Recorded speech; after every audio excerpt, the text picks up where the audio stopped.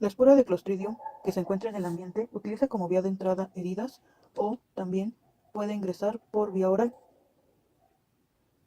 Esta continúa su trayecto por el sistema digestivo y llega a intestino, en donde es detectado por el sistema inmune, principalmente por lo que son los macrófagos. Sin embargo, la toxina tiene la capacidad de transportarse dentro de los macrófagos. Una vez dentro, la toxina viaja por vía sanguínea, afectando principalmente músculo, causando mionecrosis. Posteriormente, Clostridium necesita un ambiente anaerobio, que puede ser causado por un golpe o por un parásito como fasciola. Una vez que la bacteria ha logrado producir el ambiente anaerobio, Clostridium entra en fase vegetativa y utiliza la vía metabólica butírica, la cual produce un olor a rancio. Posteriormente produce sus toxinas. En el caso de Clostridium chauvei, carbón sintomático, pierna negra, mal de la paleta, cuarto negro o gangrena enfisematosa, que afecta a ovinos y pequeños rumiantes, produce las toxinas alfa, beta, gamma y delta. Alfa actúa como hemolicina y es necrotóxica. Beta es desoxirribonucleasa, gamma hialuronidasa y delta que es hemolicina. En su conjunto, las toxinas causan un daño en articulaciones, causando cojera, y en músculo, causando mionecrosis. Con respecto a edema maligno, que es causado por Clostridium septicum, también conocido como gangrena caseosa, que afecta a todas las especies, se diferencia de Clostridium chauvei porque este tolera el oxígeno y principalmente produce la toxina alfa, que aumenta la permeabilidad de vasos sanguíneos, causando así edema y causando la muerte del animal porque la infección llega a corazón.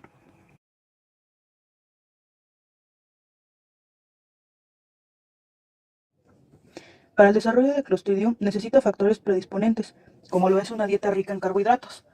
De esta forma se da más sustrato a la bacteria. Otro factor puede ser estasis intestinal, causada por parásitos, provocando que Clostridium prolifere. Posteriormente a estos factores, la bacteria germina liberando sus toxinas y enzimas. Con la ayuda de la toxina alfa y de la enzima colagenasa, rompe la membrana basal de intestino, permitiendo la entrada de toxinas a torrente sanguíneo. De esta forma, las toxinas llegan a órganos como riñón, pulmón y cerebro. En riñón produce un aumento de la permeabilidad, dando como resultado glucosuria, y en cerebro, encefalomalacia. La toxina epsilon, que se activa con tripsina, la cual es secretada en duodeno, en cerebro secreta dopamina, provocando un aumento de frecuencia cardíaca, frecuencia respiratoria, vasoconstricción periférica, vasodilatación central y disminuye la motilidad intestinal. También es citotóxica por la formación de un complejo de membrana que causa una rápida pérdida de potasio con entrada de sodio y cloro, mientras que las concentraciones de calcio incrementan, dando como resultado una pérdida de viabilidad celular. Linfadenitis gaseosa. Las principales características de esta enfermedad son la supuración e inflamación de uno o más linfonodos. Sus sinonimias son pseudotuberculosis, lobanillo, síndrome de la cabra flaca, enfermedad de Preis-Nocard y, en el caso de los equinos, linfagitis gaseosa. Esta enfermedad afecta principalmente a pequeños rumiantes, aunque también puede afectar a equinos y a bovinos. El agente causal es Corynebacterium pseudotuberculosis, una bacteria gram positiva que no es porula intracelular facultativa. En cuanto a la patogenia, tenemos que la bacteria presenta un periodo de incubación de 3 semanas a 6 meses, con una morbilidad del 15 al 70% del rebaño, en donde solo 40% de este presenta abscesos visibles. En cuanto a mortalidad, esta es baja o nula, presentándose principalmente en animales jóvenes. La bacteria puede vivir en el suelo por un periodo de 1 semana y en el agua por un periodo de hasta 1 mes. Posteriormente, viaja a través de una herida que posiblemente pueda tener el animal. De ahí se va a torrente sanguíneo, en donde intenta invadir macrófagos. Los macrófagos intentarán fagocitar a la bacteria, pero la bacteria tiene un factor de virulencia llamado fosfolipasa que va a impedir este proceso. Al inhibirlo, la bacteria viaja con el macrófago hasta los linfonodos, en donde, gracias al ácido micólico, generará el absceso. Posteriormente, el sistema inmune intentará encapsular a la bacteria una y otra vez, dando la forma característica de esta enfermedad, que son los aros de cebolla. Al no lograrlo, la bacteria viaja nuevamente a través del torrente sanguíneo, en donde dará lugar a la forma visceral de la enfermedad, afectando pulmón, riñón, hígado y vaso. Los signos clínicos de la enfermedad es un exudado amarillento que conforme transcurre el tiempo se vuelve más blanquecino, y la pérdida de pelo en la zona afectada. En cuanto a la forma visceral, a nivel de pulmón se puede provocar una neumonía y el animal presenta emaciación. Para el diagnóstico es necesario verificar que no haya presencia de calcificación, ya que esto nos permite diferenciarla de la enfermedad tuberculosis, además de verificar si hay presencia de aros de cebolla. También puede utilizarse la serología, pruebas como la de ELISA, inmunodifusión doble e inmunofluorescencia. En el caso del tratamiento, no se recomienda usar antibióticos, ya que hay una elevada presencia de materia orgánica. Lo que se recomienda es cortar la piel y posteriormente la cápsula del linfonodo, exprimir para sacar todo el exudado y colocar el antiséptico. Este está compuesto de yodo del 2 al 3% y sulfato de cobre puro. Hacer lavados con él y después dejar ventilar. Para la prevención se recomienda esquilar para evitar la propagación de la infección, debridar a los animales e incinerarlos de preferencia, utilizar la serología para detectar la fase visceral y vacunar, considerando la disponibilidad de estas en cada país.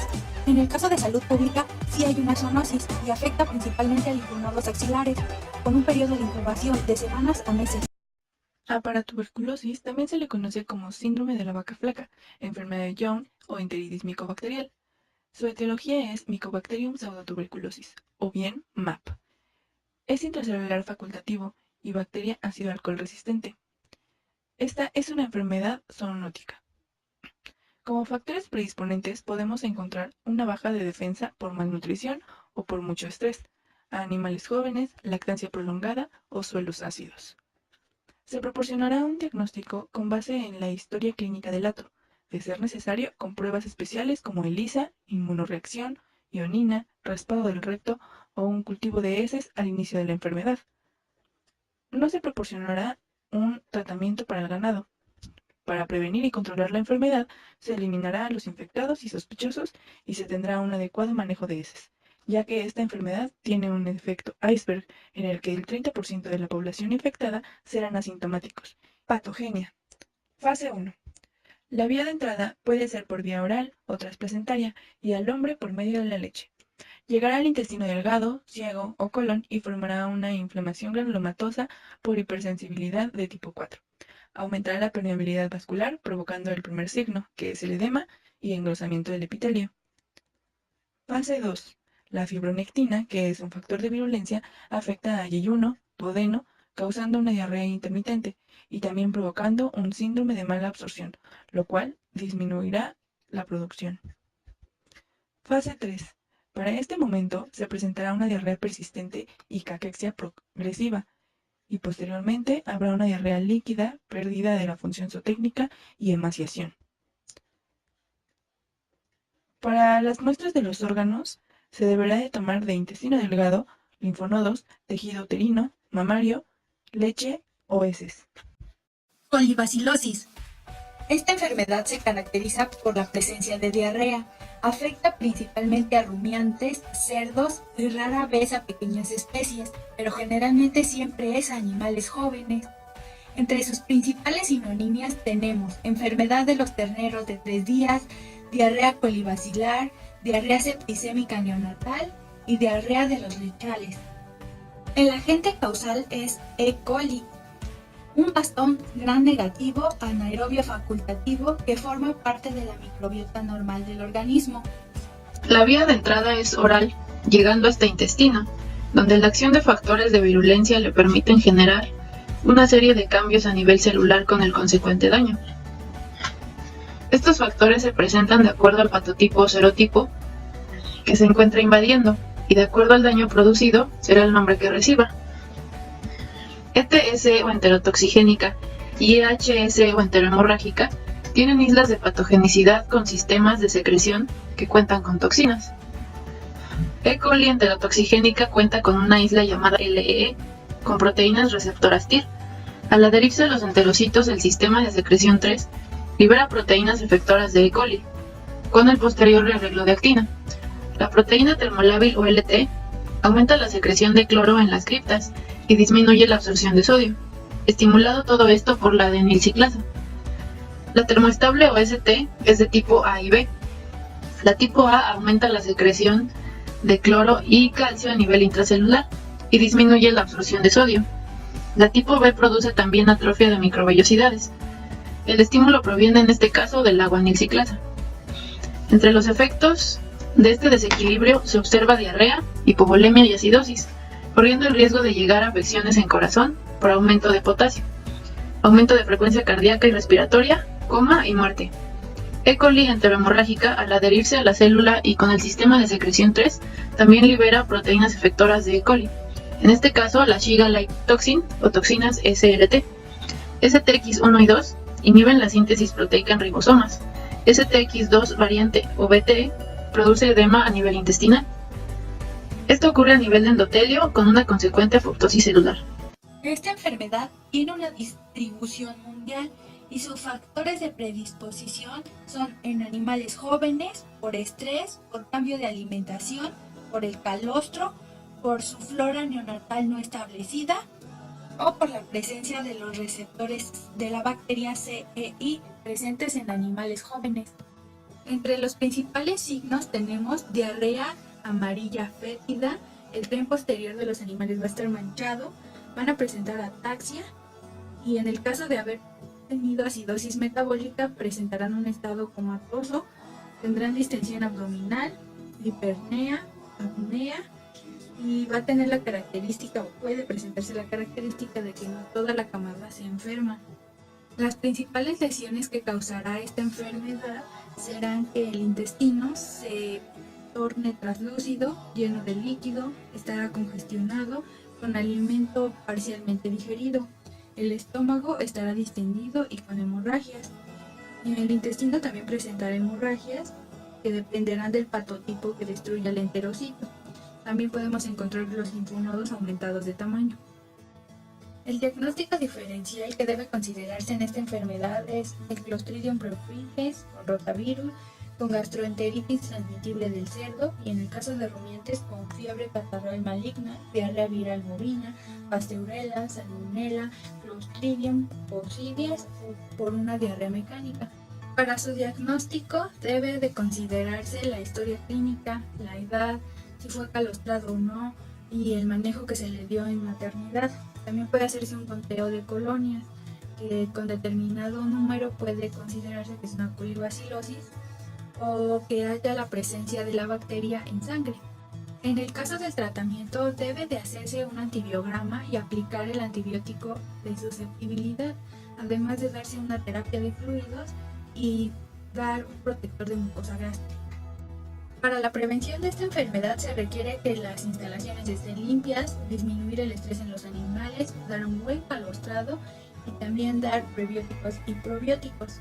Y en el caso de salud pública tenemos que si hay una zoonosis, pero solo con el serotipo 157H7, que puede transmitirse por carne de rumiantes contaminada. Disentería porcina o enfermedad diarreica mucohemorrágica, producida por Brachyspira iodicenterae o Virus E. coli. Es una espiroquita gram negativa anaerobia facultativa móvil, con una morbilidad del 90% y una mortalidad del 30% en primeras exposiciones. Tiene una distribución mundial. Las cerdas pueden ser el principal portador, siendo aves y roedores reservorios y posibles vectores de la enfermedad. Que la enfermedad se desarrolle o no depende de diversos factores de estrés. El síntoma visible es la diarrea color marrón y con sangre. El veterinario debe confirmar el diagnóstico. Las consecuencias son bajadas de productividad, pérdidas de peso e incluso la muerte de los animales. Los animales presentan signos generales como deshidratación, tren posterior manchado, cólico, abdomen rígido y lomo arqueado, y de forma característica, diarrea con heces blandas, fétidas, de mucosa hemorrágica. Las principales lesiones serían la presencia de membranas pseudodiptéricas y el intestino rojizo tuberfacto y mucosas engrosadas. La vía de entrada es oral, llegando al intestino, en donde debido a su motilidad mediante flagelos le permite atravesar la capa de mucus y alcanzar las criptas de colon. Presenta un factor quimiotáctico amucina, lo que estimula una mayor producción de moco, permitiéndole a la bacteria un mejor desplazamiento. Afectan las células del epitelio, ya sean enterocitos o caliciformes, uniéndose y penetrando al citoplasma de las células alteradas. Una vez en la célula, el LPS y el factor citocinético estimulan a la célula para la producción de interleucina 6 y factor de necrosis tumoral alfa. Esto desencadena una respuesta inflamatoria, trombosis vascular y necrosis del tejido, incrementándose el daño con la presencia de hemolicinas. Esta destrucción celular causa pérdida de la mucosa y daño directo a la lámina propia, produciéndose hemorragias, salida de fibrina y, consecuentemente, membranas pseudodiftéricas y diarreas mucohemorrágicas. De igual manera, hay disminución o pérdida total de la capacidad de reabsorción de agua, causando deshidratación severa del animal. Para la prevención y control de la enfermedad, se deben cuarentenar los nuevos animales, un control de la fauna nociva, higiene y limpieza de instalaciones adecuada, un manejo correcto de heces, evitar el estrés mínimo posible y utilizar un sistema todo dentro y todo fuera. En caso de realizar un tratamiento, se utilizan antibióticos como la tiamulina, gentamicina, tilosina y dimetriprazol.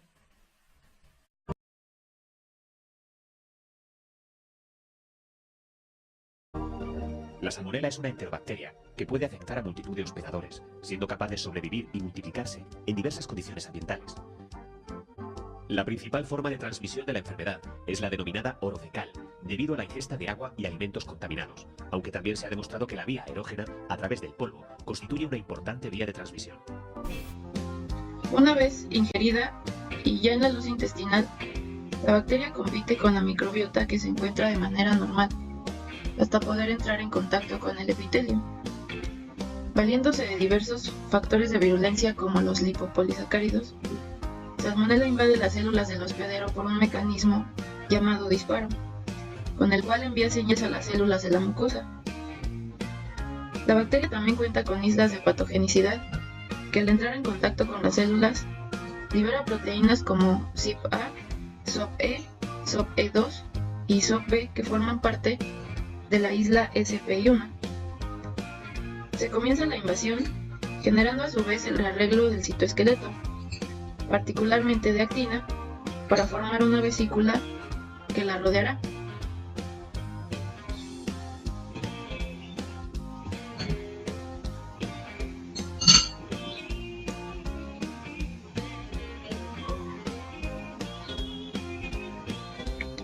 Gracias a la invasión de células inmunes como macrófagos, viajan a otros tejidos generando daños característicos por especie.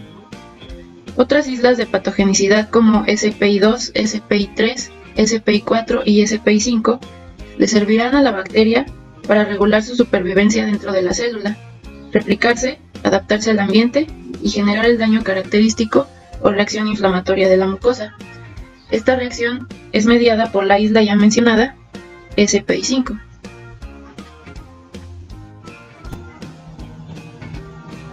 Salmonella typhimurium está presente en bovinos y pequeños rumiantes. Abortus ovis es característica de ovejas y cabras. Hay presentación hiperaguda, caracterizada por diarrea sanguinolenta y choque endotóxico.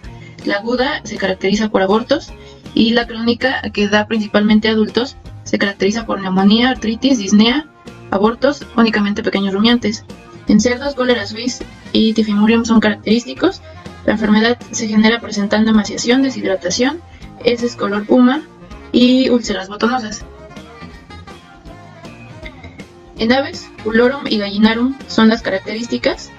En aves jóvenes se observa anorexia, las caídas, depresión, jadeo, cresta pálida y encogida, y las placas blancas en recién nacidos. En aves adultas se observa fiebre, crestas y barbillas pálidas. Existen varios factores que favorecen la transmisión de la enfermedad dentro de la misma explotación o entre explotaciones distintas. Hacinamiento de animales, falta de higiene, falta de medidas de bioseguridad a la entrada de la explotación, como pediluvios o bancos de desinfección, presencia de vectores de la enfermedad,